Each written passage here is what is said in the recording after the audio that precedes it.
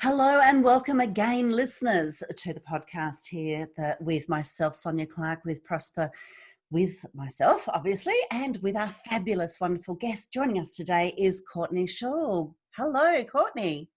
Hi, Sonia. Thank you for having me. Thank you for joining us too. It's a pleasure to have you here. So listeners, let me tell you a little bit about Courtney. So previously with her business, it was called the Rule Breakers Club, but currently even she's been doing quite a bit of pivoting. And like a lot of us, we've been pivoting and pirouetting all over the place.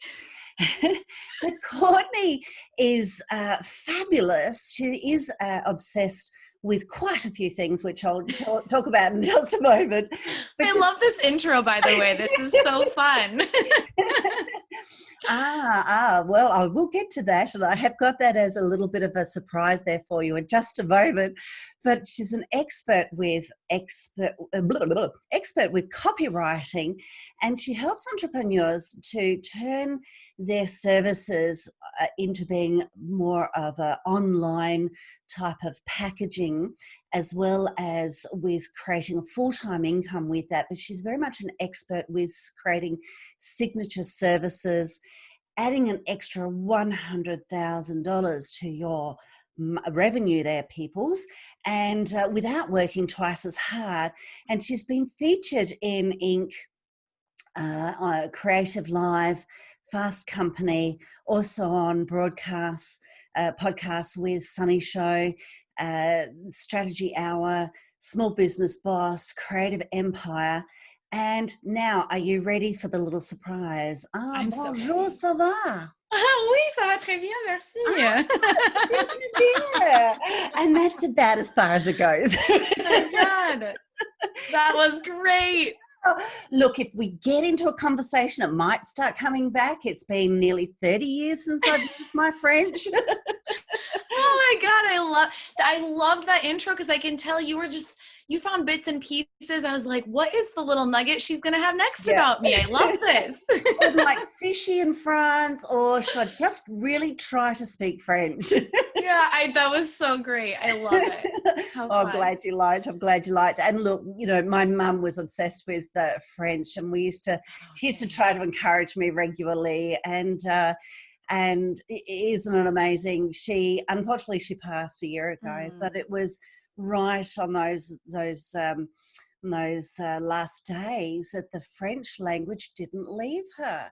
Even though some of the normal of her mother tongue English did leave, the French didn't. Oh my gosh. Interesting. Isn't that amazing? And I was like, oh, Mum, you're really testing me now. Yeah, you're like, I can't talk to you. One of the doctors came in and they were going, and we were all looking at each other. I kind of hope when I get older that happens to me. That was such a lovely thing. It was really, really lovely. Yeah. And that you like psychology. So love psychology. Yes. Yes. I love getting into people's brains and picking their brains. And that's exactly what I'm going to do with you today. Sounds fantastic. Yeah. Not painful at all. I love it. No. You will enjoy it. Awesome. I often say to people, believe it or not, I'll get you to enjoy it. All right, so let's bring some nuggets of gold for our listeners here today. So, you are an expert with creating signature packages for people and helping for the entrepreneurs to bring their services more online. So please elaborate. Yeah. So I find that, I know we were chatting a little bit before we started recording about people will throw terminology around there, right? Like signature services, online services, packages, whatever. And so I tend to be pretty consistent with the terms I use. And of course, other people are going to use the same terms differently. So it's good that we just are clear on what I'm even talking about. So basically what happened, I'm just going to give you a little backstory, is I started out my business as a copywriter, and then I specifically niched down into sales page copy. And as I was doing sales pages and work with me pages for people's services or their online programs or what have you, I noticed that a lot of times what would happen is someone would come to me for sales copy, and the issue wasn't that they needed copy, it's that they didn't know how to package what they were doing in a way that would sell. And I just started to back up more and go, okay, copy is great and I can help you with that. But first we need to make sure that you're even offering something that's interesting to people and that's packaged in a way that makes them go, oh, I need that. And when you package a service that way, or you package a program that way, writing the copy is actually not that painful. I'm not going to say it's breezy and easy and everyone loves it, but there's this extra level of just pain that comes with people writing copy. And it's because as they're writing, they haven't done the work necessary, the foundational work for the copy to sort of write itself. And so for me, what I saw over the years is that when people are starting out with their businesses, they really need to focus on one-on-one services.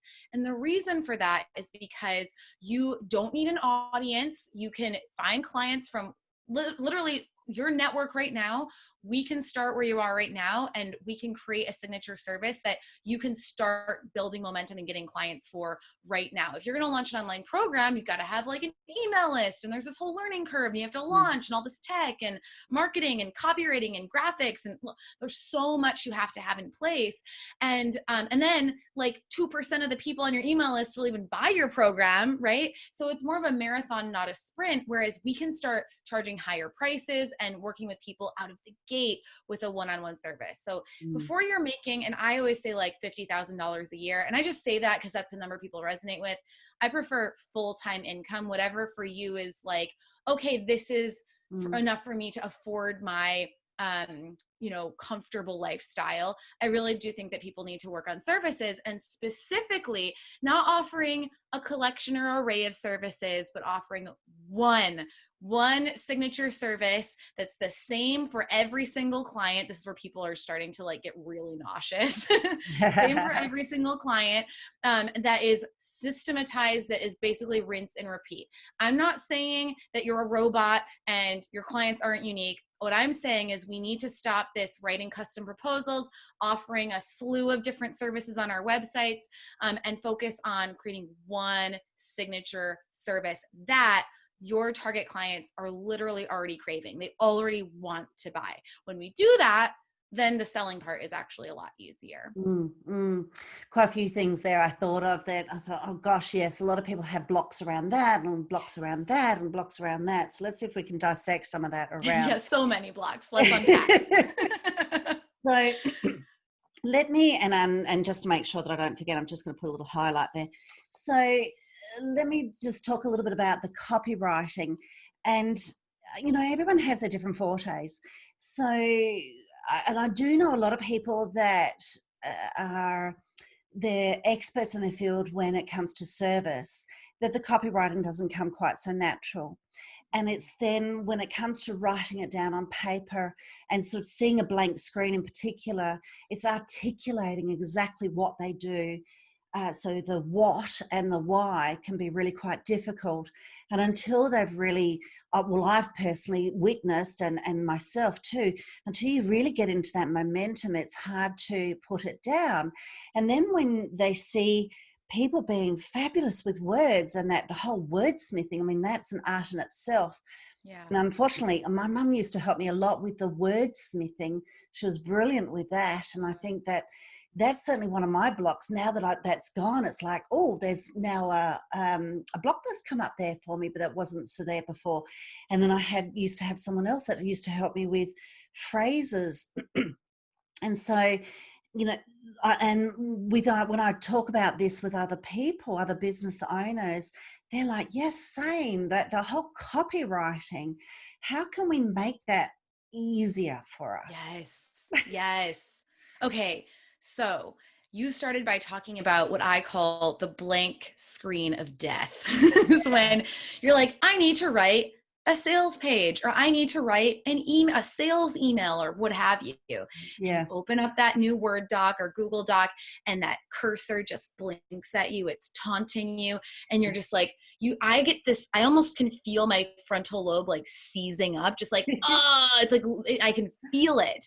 And I get it too, right? And the reason that happens is because that is not the writing process. right? Like you're basically saying, I want to build a house, and you just walk into an empty lot and you're like, I'm going to build a house. You have no tools. You don't have a plan. You don't know how to build a house. You don't know what the materials are. You don't have a blueprint. You don't have anything. Of course, you're going to freak out and hate it and be quote unquote blocked. It's not that you're blocked. It's that you're trying to do something impossible, quite frankly. And so what I always share with people is we need to back up, and we need to, I know it seems inefficient, but we actually need to break down the writing process into a few different steps. Number one is what I would call brain dumping, or just getting the ideas out in a very messy way. I'm all about getting away from the computer. One of the reasons the computer really blocks us is because it forces us into this really linear thinking. We have to type, there's only so many letters, we have to type in order, and it totally shuts down the creative processes in our brain. So I think you need to start paper and pen, like, you know, the mind maps, sort of what we used to do in elementary school, the webs, right? That mimics more how our brains function. And we need to brainstorm that way and allow our brains to be messy. Our creativity is messy. It's not linear. And so you can't sit down and just go, what are the words? It will never happen like that. It's never happened for me like that. I would that's a way of torture, quite frankly, that people do at school. I'm completely uninterested in that. So that's the first thing. And the second thing would be, it's not up to you to find the language. This is the part that blows people's minds. You don't need to come up with language. You just need to listen to what your target clients are saying and conversationally use that language back to them in a much more organic way. Forget about writing. When people start writing, they just go into this weird mode, like school mode. Their brain shuts down. It's super weird. I'm always like, if you can talk, you can write. Forget about the actual typing or writing. Do a voice recording. Go talk to a friend or a potential client and interview them about what they want, their pain points, their desires, your services. And I promise you, the language that's going to come out of you as you speak is going to be exactly what you need to put into your copy. And then ultimately, any type of copy, specifically sales pages, it's all just it's just a template. So then it's just like plug the right words in the right sections and like then it's okay. Now we can get to like, what's a fun word we can put here, all of that. But that's at the end, right? Like that's like, we've already written the whole thing. I call it your shitty first draft, is just like, get it down. Then we can go through and go, okay, how can I inject more personality or more things that I say, or, you know, more of my brand into this copy. So that was a long answer, but that's kind of the writing process in a nutshell. Fabulous. Absolutely fabulous. When you were talking, I was actually thinking of someone. I actually went to a workshop weekend thing with a gentleman who was a copywriter from a long way back. That was his job for a long time, and very much so a wordsmith. And you think, oh, wow, this is great. But he actually complicated things a whole lot more. And by the end of it, we were all sort of thinking, oh my gosh, now I feel even worse because like, now I feel stupid. Oh my gosh. Yeah. The way that you said it there was like practical. That's just, that's a lot of the times when I've had other people, my clients and articulating it more so, say with presentations and things like that, I just say, just talk to me. Just talk to me. And so that I can see how talking, interviewing, getting yourself to talk, getting your customers or clients to talk, and reverse engineering it backwards from that would help people a lot more with writing it up. And yeah, that good old brain mind mapping, I love that, as opposed to the whole blank screen. We all learned to mind map when we were like 8 years old. And so we think of it as this childish activity, and it is not. I think we need to go back to simple things we did. 8-year-olds are like, I think, the smartest. I think we should all just be 8 years old. And I think if you can't explain what you do to an 8-year-old, it's a problem. I think if you can't create like an 8-year-old, it's a problem. So I'm just all about the 8-year-olds. And it is genuinely amazing in terms of the talking things out loud. I would literally, as a copywriter, send my clients sort of like the intake form. So I'd ask them all these questions about their target clients and their offers and all of this, their brand. And they would often really struggle to answer the questions, or they would send a draft of their copy to me and I'd be like, what do you mean here? And they would get so frustrated and they'd say, okay, what I really want to say is this, or what I'm trying to say is this. And then I'm like, then say that. But it's like when we put on the writing hat, we all get like tunnel vision and we have to say things a certain way. And that's why I say, if you can talk, you can write. Just literally write what you would say. We can finesse it later. I promise you it's going to be better than anything you come up with trying to sound smart. Yes, exactly. Yeah, and I think that's really important. It's just, and that way people could really nut out their why. I'm a visuals person, so as you're talking, I'm seeing it happen like a movie. Yeah, me too. And I totally hear you. Yeah. And I like the idea that you say, record it as well so people can hear themselves. And that way they could say, yeah, that is what I mean, or no, that's not quite what I mean. And they can continue to talk. I like that. So then when you were talking also about signature courses, and again, I know a lot of people, and I think entrepreneurs struggle with this quite a lot. They've got the very creative side, but then there are people that we also have quite an analytical side, and we're often sort of fighting against the two. Yeah. And I know I love systems, but I do get bored every now and then. And I know a lot of people get a lot more bored than me. Excuse me, I'm going to have a glass of water in a minute. But how would you, I mean, yes, it's great to systemize. It's great to, because that helps create a lot more leverage and scalability. But how could people do that yet not get bored if they've got that signature I call? actually think I love to reframe this. This is one of my favorite questions because I see it the complete opposite. I think by offering a bunch of different things, by customizing proposals, you're literally creating a prison of constantly being on what I call, and I didn't invent this term obviously, but I have a whole visual for it, of what I call the feast and famine cycle. Is you constantly are chasing after clients, and then you have to create a proposal and you throw everything in and it's more work than you want to do, but you undercharge for it because you don't want them to say no. And then you end up in this cycle of just constantly having to do that and make short-term decisions.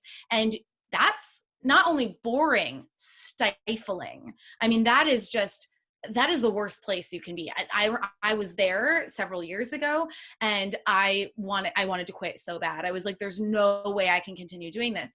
By creating a signature offer, you create more freedom in your life because you're not spending all of your time working. And here's the thing about a signature offer is, for example, when I created my signature service called Sales Page CPR. So the reason mine was a unique service is because I would have my clients they had to first write their own sales page. So I would give them a training and I'd give them a template and say, okay, I need you to write instead of doing a questionnaire, I would just make them write the sales page. It's like the same thing, but then I have it's more progress. I feel like it's more efficient.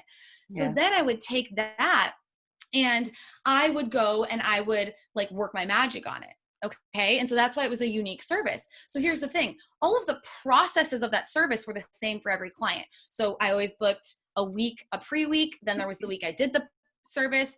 It was always the same amount. The process of like, I have a call with the client and then I do this and then I do that and then I do that. That was always the same. That created consistency. It created security for me. It allowed me, instead of hemorrhaging my creative energy into how I'm working with the client, I got to put all of my creativity into that actual sales page. And so that made me feel more, first of all, I'm making more money. So I know people like, I'm always like, it's not about the money because I'm not that motivated about money. But wow, is it exciting when you're actually making money. So you'll realize like you're not bored because you're like not impoverished anymore in your business. So that's huge. And so then you're able to pour your creative energy into that service and you're able to grow your business so that you can go do more different things instead of just spinning your wheels and being stuck on this hamster wheel of feast and famine. So I want everyone to know, anyone who's into personality things, I'm a Myers-Briggs ENFP. I'm an Enneagram 7. I am the definition of a multi-passionate, short-term, burst of energy, catalyst, can't stay focused, doesn't follow through person. I have never, on the, the Kolbe, I am a level 10 quick start. There is nobody more severe in me in terms of not liking to stick with things. So I don't accept that as an excuse, because if I can do it, anyone can do it, I swear. So I always challenge people with that, because they're always like, well, I'm multi-passionate. I'm like, have you met me? Well, Well, exactly. I do have one friend who's, and she's Pisces. So, and they, they change their minds because my Yep. husband is Pisces. I'm, oh my gosh, drives me nutty. Very, very creative, very artistic, and likes to feel it as they go and doesn't want to get pegged into doing things in a certain way. But I do find that they don't tend to achieve as much because Yeah. it's that hamster wheel, really. They need to see that what has to happen is that reframe of that's actually the stuck is that instant gratification reaction versus seeing the bigger picture and saying, oh, I think that I have freedom because I'm deciding like how far and fast I want to run on this hamster wheel versus getting off of the hamster wheel. Like Yeah, there's a yeah. whole other world of possibility. But they're like, no, once I'm off the hamster wheel, like then my creativity is gone. And I'm just like, it boggles me. I used to be in that position, so I totally get it. Yeah. But I'm always shouting this from my mountaintop because I just think it's the thing that holds people back more than anything else. Definitely. And look, I think these days too, that there's just so many different types of applications out there. I often say, and I'm also telling myself these things too, be systematic, be certain with that and definite with that and get it done. Don't procrastinate or don't start going down that rabbit warren, because we can do that when we've got the time allocation for doing some fun things like I'm rediscovering my Canva Pro at the moment, and the extra things that they've got on there. It's like, oh, So fun. yeah. Yeah. Oh gosh, I want to interview that lady too. She's a Melbourne girl, a Melbourne Oh lady. yeah. Yes, definitely. It's an Australian company. Yeah. Yeah, yeah. So it's like, thank goodness, So we Yeah. could be creative in other different ways. I love that.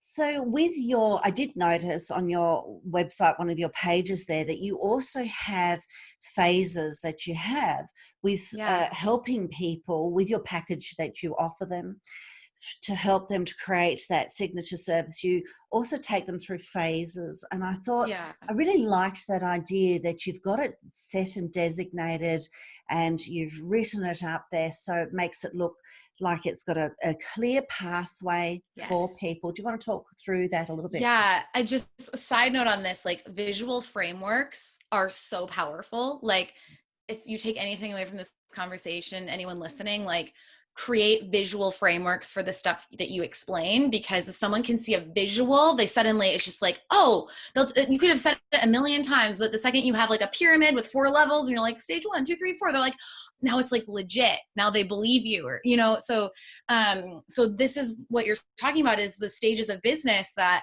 I discuss. And this is how I sort of illustrate for people what types of offers you should be focused on in your business model, given the level or stage of business that you're at, right? So I believe the first stage of business for most people is what I call the freelancing stage. It's what I did. It's what I noticed most of my students and clients go through is it's sort of this very reactive stage where it's like, what is out there that I can like bid on, right? What's a company that needs help with something and can I write a proposal for them? Or who's someone who needs something and I could do it? So you end up doing sort of an array of different things for different clients, or you do something generally in the same domain, but it's different for each client. And I think this stage is really important because it's where, number one, you're learning how to make money without having like a 9 to 5 or a salary. Like it's just sort of getting your feet wet in that entrepreneur place, that solopreneur place. It's also helping you to see what kind of work you like and don't like. And it's also helping you to get experience. So I started my business with no experience, basically doing anything. So I needed to sort of test out different things. I did resumes. I was an ESL tutor. I used to do translations, French to English. I tutored French. I did all kinds of different things. And I was just like, okay, I like this. I don't like this. Then I honed in on copy, but I would do all kinds of copy. And so that's how I just started to feel out what kind of clients do I like working with? What kind of work do I like doing? Honing my skills, getting better at what I'm doing. That's stage 1. Stage 2 is then what I call the signature service stage. This is when we're like, okay, I've done all this freelancing stuff, or I've got lots of experience. I know my stuff. I know my clients. I'm creating a signature service. This is no longer you react to what people want. It's you're a business, you offer a thing, they buy it or they don't. And that's a huge mindset shift for people. And I love that mindset shift. That's one that I love to help people through is people will buy a service that's the same for every client. They totally will. It's like if you go to a store, you buy the thing as it exists on the shelf. You're not like, well, I like this, but I'd like to change these features. And can we combine these two things together? That's not what we're doing anymore. So that's a huge shift for people. And that's stage 2. Then stage 3 is so stage 2 is what I teach inside of my program called Yay for Clients. So it's all about booking clients, Yay for Clients. And then stage 3 is when and stage 4 is when we start to turn your signature service into a signature program. Now, I used to teach, and this is probably on the framework you saw, stage 3, we would launch like a mini product, and then stage 4, it would be your signature program. I've eliminated that mini product thing because though that's what I did, I find as the years go on, that's entirely inefficient and unnecessary. So what we do instead is we take your signature service and we create a signature program version. So that inside of my coaching program called Yay for 100K, which is what you mentioned about adding 100K of revenue, is we take this service that you've rinsed and repeated and you've gotten clients and testimonials and momentum and you're making regular money from. All right, now we scale, right? So now we need to tighten up that service and we need to create a program version so that you can serve more people, people who maybe aren't going to hire you one-on-one, but they kind of want to do more of like a DIY route. They want to take the program. They want to learn how to do it. Then they're going to take the program. And then you have a much more scalable business model, sort of a 2-part business model where you've got, at the bottom, if we see it as like a triangle, the bottom being your signature program. It's the more affordable, more like, I guess, entry level, if you want to call it, version to work with you. And then if people want to work with you one-on-one, that would be a premium, and that'll be your signature service. And that business model is so beautiful because it's so easy to manage and market, because the marketing you do for one of those things is actually marketing for both of those things. Instead of having like all these different offers you have to constantly talk about and you're confusing your audience, and it's so hectic. So it's a really efficient sort of way of growing your business through those phases. Sounds fabulous. I'm seeing all these visuals and all these people doing these things, and I think that it's a really wonderful thing that you're actually helping people, because we've seen COVID really throw spanners at people this year, and certainly for this next half of this year, a lot of people need to concentrate and make up ground. And there's a lot of people that do some really wonderful sorts of services, and getting them to sort of see how they can actually position it, take it online to service more people, and how they can stop doing it so much one-for-one, but one-to-many. And certainly be that one-to-one being more premium, because our time is the most precious thing ever. And ultimately, we have got to stop charging dollars for hours. That's the first thing, is we don't ever do pricing that way. It's the service costs X, and it's based on the value being created and the level, right? Always one-on-one is going to be a premium versus one-to-many or a program sort of level. And that is what people struggle with, is they so attach the amount of hours they're putting into something or the amount of effort they're putting into something for what kind of money they deserve. And it's something we all need to continuously examine as we grow our businesses, is this sort of like, well, if I make more money, I need to work harder. And it's okay if that sounds like crazy to you that I'm saying that, and you're like, well, of course, at least I'm planting a seed that we just need to examine this, because I do find as I grow, that's the thing I have to let go of, is my business's financial success cannot be related to how much effort I personally pour into it. Absolutely.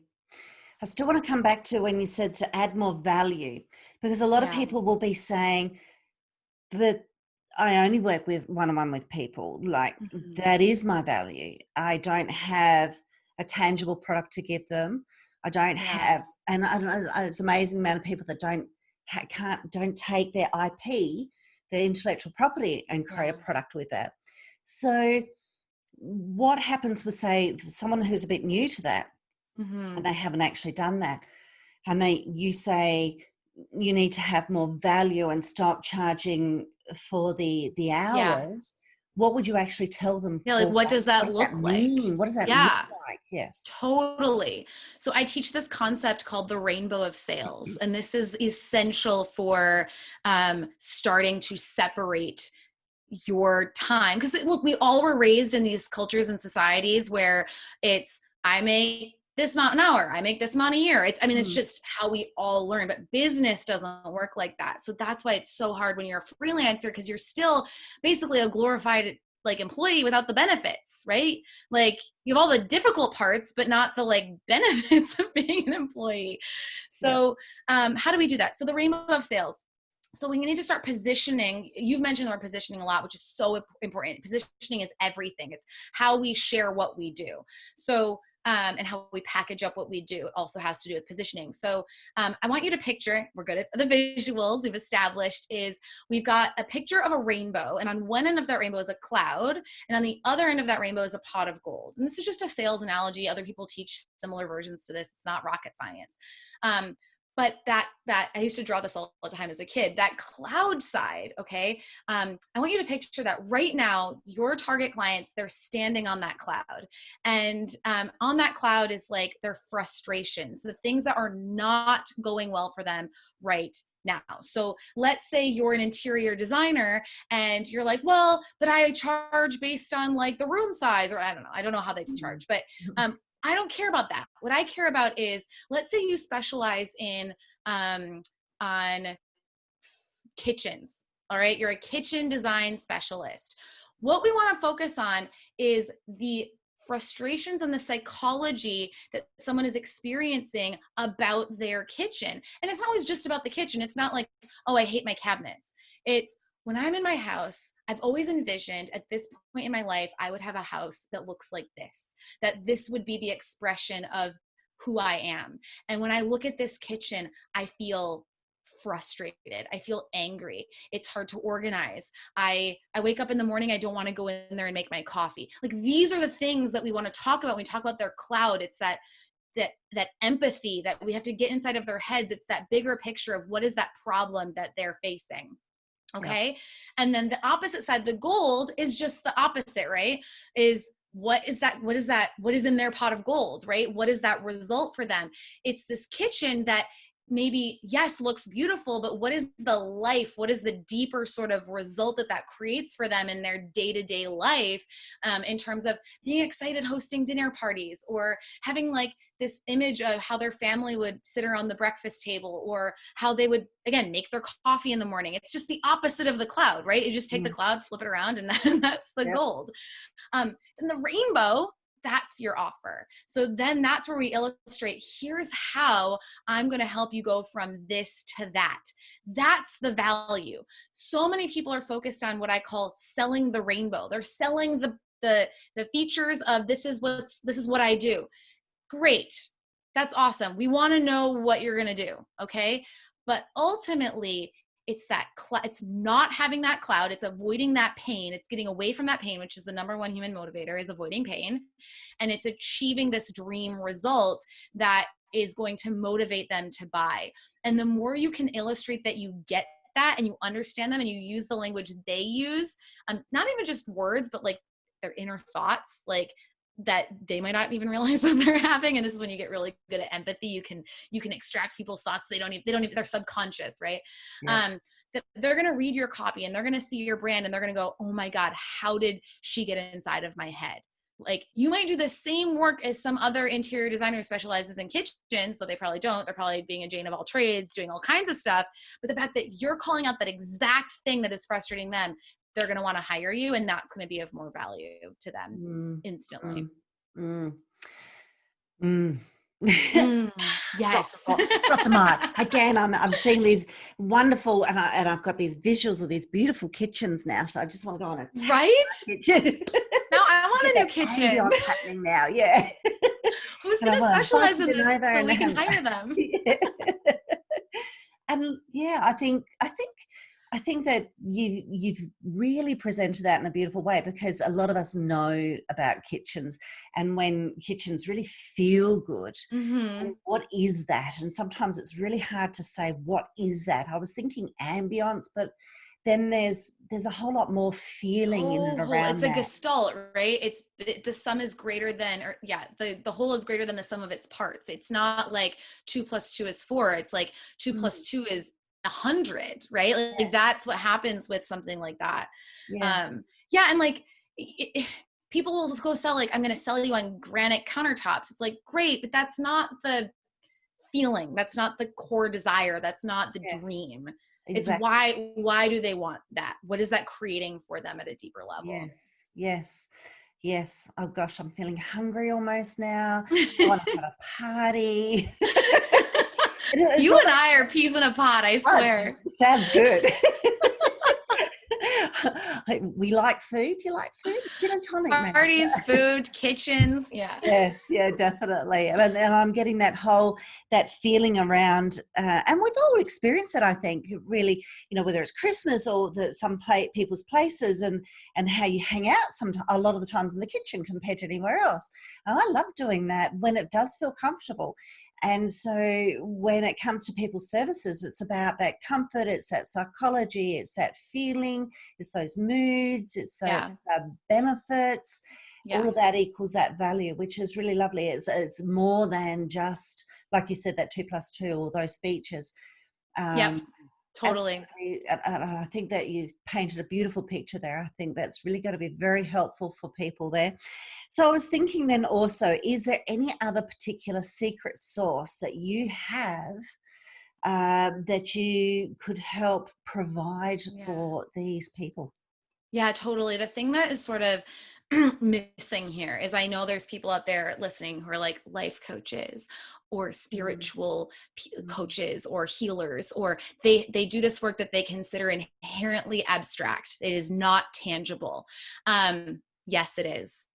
And so I give a lot of, we call them Courtney smackdowns in my programs. I'm a very direct coach.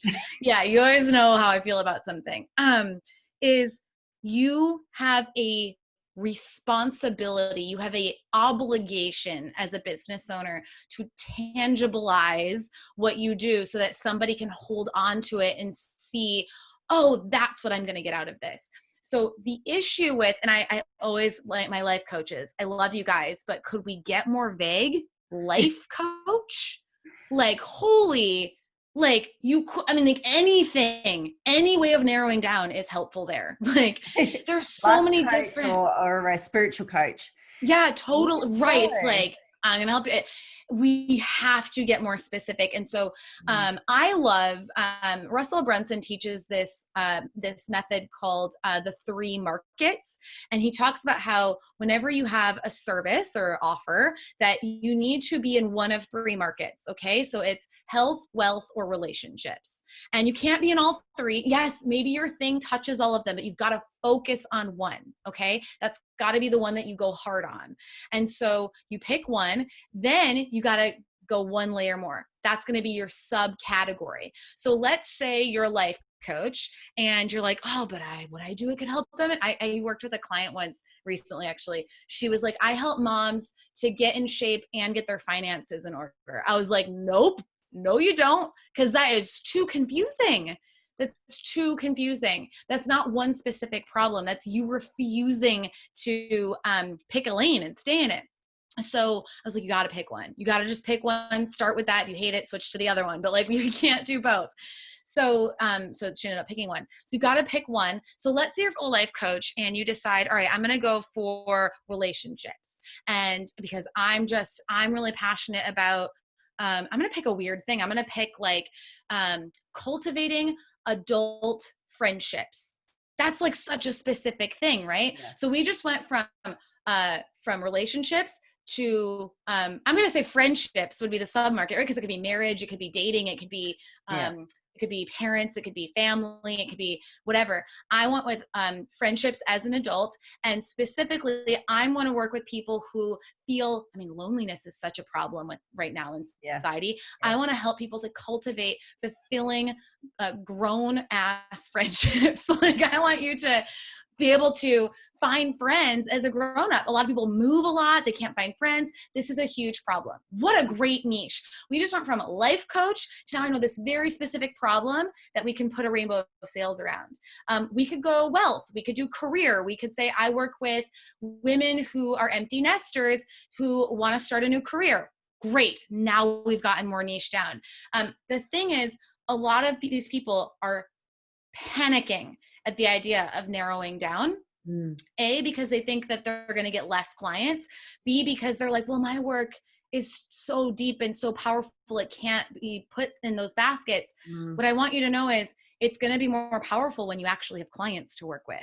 And you're not going to get clients by being that general with your work, because they're not going to understand what they're going to get out of working with you. What's the ROI? What is the result? What's in the pot of gold? And so what I like to say, and I didn't invent this, is that whole Trojan horse concept of sell them on adult friendships, grown friendships. And in that work, that you're going to uncover things that, yes, will help them in their health. Yes, will help them in their career. Yes, will help them in all these ways. And that's what I found with sales page copy. I did not want to be the sales page copy girl. I hated that idea, but I was so sick of not having clients that I was like, you know what? I have nothing to lose. I'm just going to try it. And that is when my business turned around and I started hitting closer to 6 figures in my business. So I want you to just try to niche down into that one problem. But then through sales pages, I realized, oh, I'm actually helping people feel better about their offers and get more clients and have more confidence. And like, I was able to do that work through the vehicle of this very tangible service that I was offering. And that's what I recommend, that all of you with these very abstract, big dreams and goals, and you want to change the world, you got to start with something really tangible. So true. And I said drop the mic earlier, like now it's okay, Courtney ran over. I kind of black out. I just start talking and then I'm like, a lot bigger.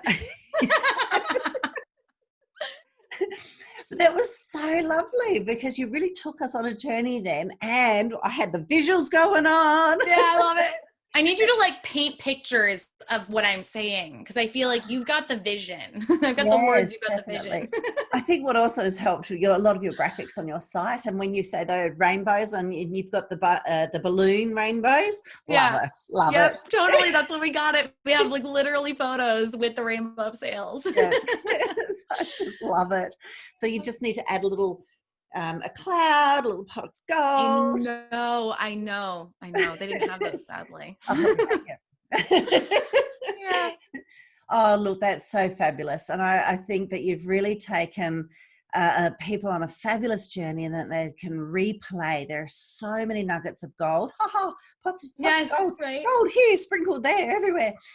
People will need to rewind and listen to this. And how does it work in with what they offer? How does it work in with writing it up in their sales page? How does it work in with being able to leverage and to achieve those bigger goals that a lot of people have that vision for? And how do they articulate that out? It sounds absolutely lovely.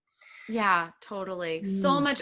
I would recommend everybody just sort of sit and write, just start writing, like brain dumping, just whatever's coming to mind, because that, again, I really encourage the messiness of the creative process. Is we could give specific action steps for sure, but I think the most powerful work happens when you just allow your own brain to synthesize.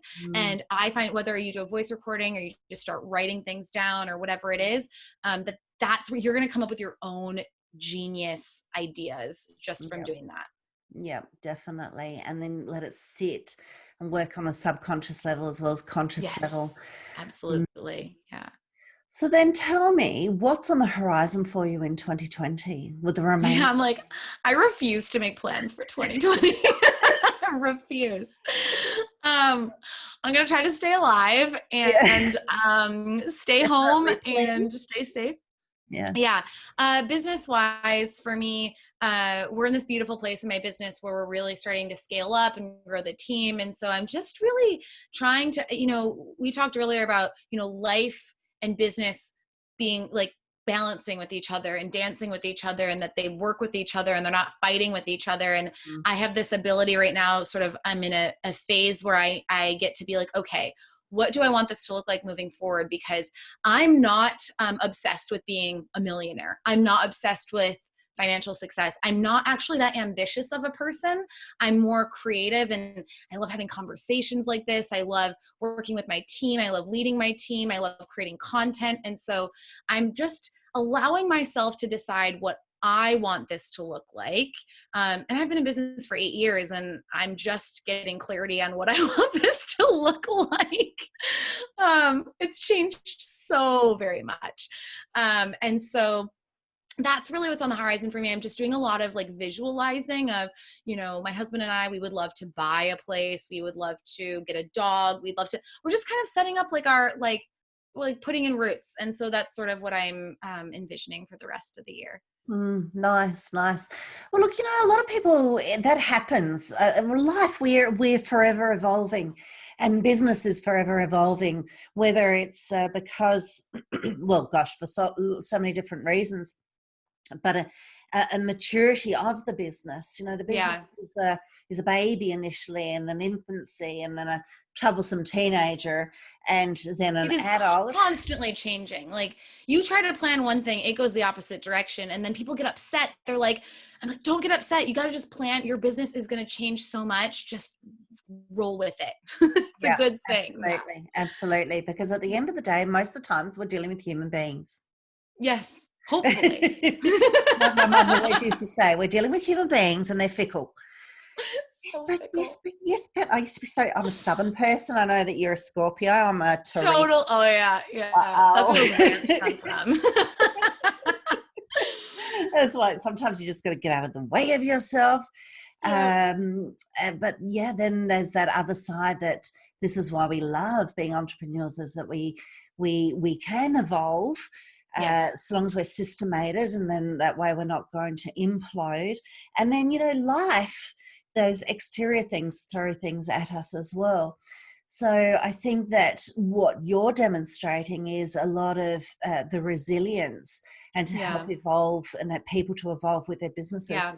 Really lovely. Totally. I love the word resilience. Yeah. And I think like one thing I decided years and years ago, when I probably in the first couple of years of my business, was just don't quit. Just, you can want to quit, and maybe I'll just say I'll quit tomorrow, but it's so easy to just not quit, because because actually quitting is hard, because quitting requires like shutting down the website. Like, you can take a week off, you could take a month off, you could take 6 months off, but just don't decide that you quit. Like, that's all it is just, I realized it's this like mental trick of like, well, I can want to quit, and I can look for jobs, and I can almost quit. I just have to not do it. That's it. That's resilience. True. And for some people, it can really be quite a taunting thing, because it's certainly an easier road to go get a job than to be an entrepreneur. Yeah. Same time, though, if that's really in your spirit, when you actually shut down businesses, a lot of the times, and sometimes even if you've been with a job for a long period of time, you go through a grieving process. But if you are actually really an entrepreneur deep down, your grieving is a whole lot more. And I have experienced that. So yeah, I bet. I've been around the traps a bit, because it becomes a little bit older, right? Like, yeah. So tell me then, have you actually got an offer you would like to share with the listeners? Yeah. So you know what? I have a couple of things, and it kind of depends on where you're at. But if you resonate with sort of I want to get out of this sort of freelancing cycle, or I want to create a signature service, or I just want to find more out about that. If you go on over to my website, I think that's the best place to go, at CourtneyChaal.com, and we have a brand new website, so we have some fun things. I have a quiz on there, so if you're not sure what stage you're at, the quiz actually diagnoses you one of those 3 levels. So and based on that, we give you some free content you can look at. We tell you what program we'd recommend if you want to work with me, and so we can kind of let you know, like, this is what the next step is for you. And then the other thing is, I have this free 6-part video series on my website. And I believe it's at courtneychaal.com/video-series. I know, super creative. I'll grab the URL and put it on the page. Yes. Yeah. And that series, you can just sign up for that. You get instant access to all 6 videos, and it really walks you through. I mentioned the feast and famine cycle. I have the whole visual of it, each step of that cycle, why it perpetuates. And then I show you the opposite, which is the consistent client cycle and what that looks like. And then like how to get off of one and onto the other. That said, if you already have a consistent client-based business and you're wondering more about the turning it into a signature program, you're like, I want that 100K. Like, where's that extra 100K? Yeah. That's more, and definitely take the quiz because we can diagnose that for you. But that's where my program for 100K is great. So it's you can always apply for that. We can talk to you about it and see if it's a good fit. But I've also got tons of free content, full YouTube channel, like 200 videos. So there's tons of stuff you can kind of look at and explore before going down that road. Wow, that's fabulous offer. 8 years of content. Content, especially you said 200 videos. I'm like, okay. Wow. Fabulous. Love it. Look, I thank you so much for your time today. We have talked, but I think it's been absolutely fabulous with the nuggets of gold that you've shared. Lots and lots of nuggets of gold for that pot of gold there. I love the puns. Yes. And before we disappear, is there any last minute thing you might want to say? I want to say thank you so much for having me. And for those listening, like, just come say hi to me wherever on Instagram or, go to my website, you'll find me. But I love meeting people. I love conversing. I love hearing about you guys. So I would love to hear about your business and connect. Let's not stop the conversation here. Love it. And because she's into psychology, be careful, people. She'll be checking out your brains. No. Yeah, I'll be like, this is what I think. Yeah, always. Hey, and here's a little challenge, people. If you're going to be going and checking her out, and I do know that she likes to hang out on IG. Yes. Look up some French phrases and test her out on it. Yeah, make sure I'm not lying, right? Yeah. I like it. Get out your Google Translator and quiz me. Yeah, sounds good. I did do a podcast interview in French once. Ooh. It was terrifying, but it was a good friend of mine because I used to live in Montreal and she's from there. And the Quebec accent is much harder for me than, because I lived in France and I went in school, we learned like French. And so I was like, I think she was like so kind to me. But if you want to actually hear me do all this stuff, speak all this stuff in French, you can go find that. Wow, you must be so good at it to do a whole interview on it. That was so hard. I almost vomited. I was so nervous, but I did it.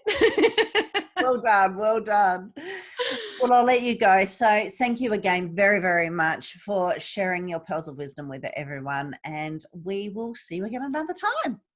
Thank you so much for having me. Pleasure. Bye-bye.